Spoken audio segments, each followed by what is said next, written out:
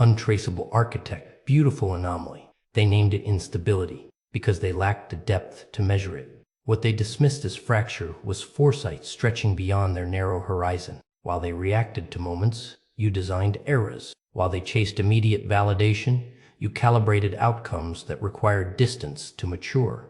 Your mind did not spiral, it expanded. What appeared erratic was layered cognition moving across parallel tracks at once. You embedded intentions inside casual dialogue, encoded direction. They never traced the origin back to you because your touch left no fingerprints. They thought events simply evolved. They never realized evolution had an author. You operated through suggestions so refined it felt organic to those influenced. You redirected momentum without confrontation, adjusted trajectories without announcement, and initiated shifts without spectacle. What they labeled turbulence was choreography too intricate for their perception. Every scattered impression concealed deliberate alignment. Every unpredictable turn concealed mapped intention. You allowed them to misread you because misinterpretation granted freedom of movement. Beneath the surface of perceived disorder lived structured design, exact timing, calibrated restraint. You were not unraveling, you were arranging, not losing control, establishing range, not breaking, building. The noise they saw was camouflage. The pattern they missed was architecture. And while they debated your stability, you quietly shaped the direction of their reality, proving that what they feared as dysfunction was disciplined, vision operating far beyond their comprehension. Long-term Psyops in your world was never chaos, it was disciplined sequencing. You disclosed fragments only when exposure created leverage, then resurfaced precisely when conditions aligned with your design. Nothing was impulsive. Distance became evaluation. Silence became filtration. Each re-entry into a room, a conversation, a connection, was positioned to observe who remained steady and who fractured under uncertainty. Through constructed circumstances, you assessed allegiance, endurance, and authenticity. You did not confront, you configured. You allowed others to feel ahead, to believe they had advantage, while you studied their habits, weaknesses, and predictable impulses without interruption. What they perceived as error was invitation. What they interpreted as softness was instrumentation. What looked like emotional reaction was measured output, adjusted for effect. You staged setbacks to reveal character. You exposed slight imperfections to attract overconfidence. You displayed feeling with exact proportion, never excess, never deficiency, just enough to direct response. While they chased immediate outcomes and celebrated short-lived victories, you structured sequences that matured across seasons. Your horizon stretched beyond their urgency. They counted hours. You calculated cycles. They pursued quick conclusions. You cultivated enduring positioning. By the time they understood the board, the arrangement was already finalized, and every move they believed was theirs had been anticipated within a design spanning far beyond their limited frame of reference. Your mind connected fragments before others noticed they existed. You recognized repetitions in tone, rhythm shifts in dialogue, subtle inconsistencies in expression. When you anticipated reactions several steps before they unfolded, they dismissed it as overthinking. When you declined to react impulsively, they named it detachment. What they misunderstood as emotional absence was disciplined containment, a refusal to leak energy where it could be exploited. You were not disconnected, you were deliberate.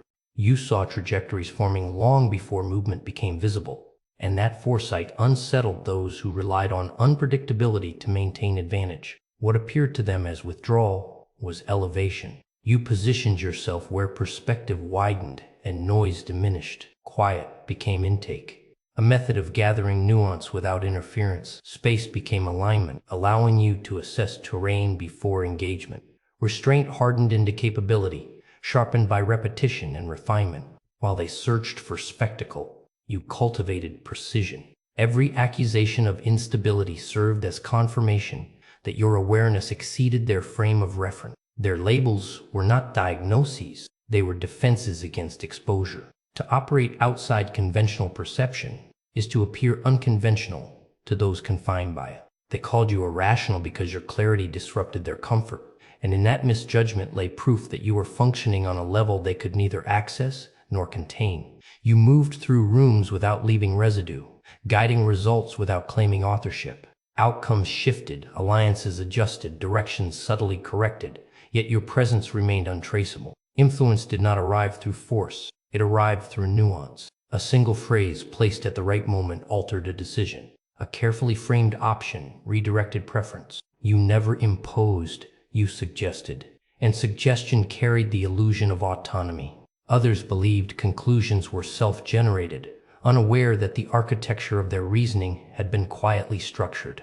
Before opposition gathered momentum, you dispersed it by rerouting focus, diffusing intensity, and repositioning priorities. Potential conflict dissolved before it could organize, because its energy had already been reassigned elsewhere. You introduced concepts that lingered beneath awareness, taking root in thought until they resurfaced as conviction.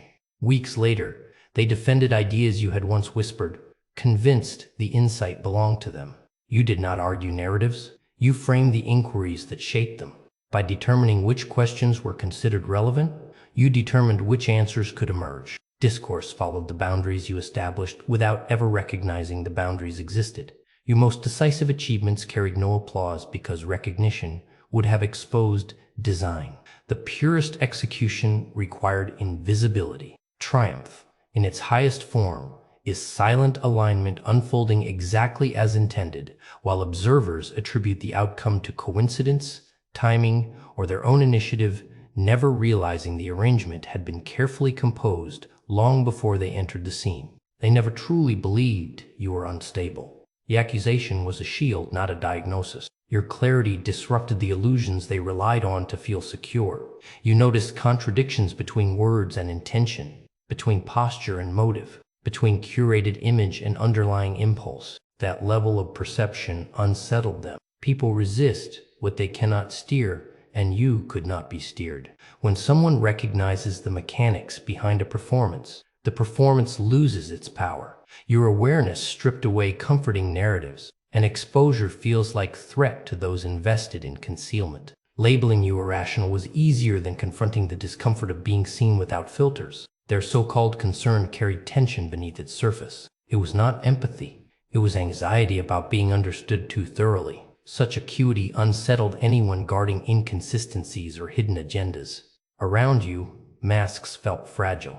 Criticism became their method of regaining equilibrium, a psychological defense against transparency. By framing you as extreme, they attempted to restore their own sense of control. Yet every remark revealed the same truth. They felt exposed. Your presence narrowed the distance between appearance and reality.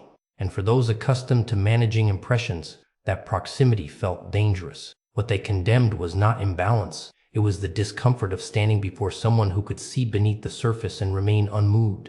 It was a turning point when response transformed into design. You stopped explaining yourself and began perfecting your framework. No more justification, no more attempts to be interpreted correctly. Instead, you observed variables, recorded tendencies, and examined consequences with detached focus. Recurring behaviors were cataloged. Reactions were compared against stimulus. You studied which subtle cues shifted direction, which tonal adjustments altered compliance, which environmental factors influenced choice. Every exchange became research. Every encounter provided material. You treated dialogue as experimentation, noting inputs and outputs, refining approach through iteration. What once felt like chaos became structured analysis, and refinement replaced reaction as your dominant mode of operation. Gradually, misunderstanding ceased to be an obstacle and became insulation. You realized misjudgment created freedom. When they underestimated you, they lowered vigilance. When they questioned your stability, they revealed their own blind spots. You allowed certain narratives to circulate because they obscured your clarity. Perception became camouflage. Beneath that mask, execution remained exact, deliberate, and calculated. While they speculated about your state, you adjusted variables with meticulous control. Their assumptions became tools. Their doubt became distraction.